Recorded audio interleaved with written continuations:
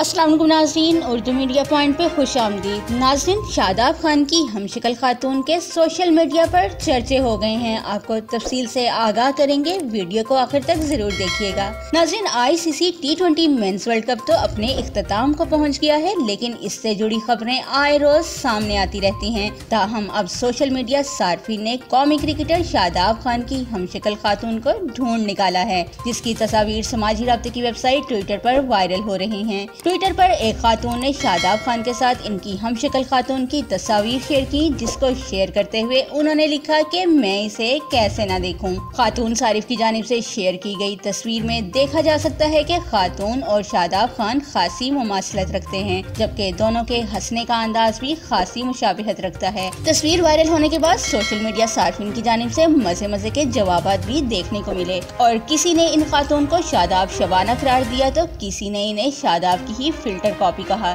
जबकि कई सार्फिन की जानिब से तो बेहद हैरत का इजहार किया गया है। नाज़रीन, क्रिकेट से जुड़ी मजीद खबरों और लाइव मैचेस की अपडेट्स के लिए हमारे चैनल उर्दू मीडिया पॉइंट के साथ रहिएगा।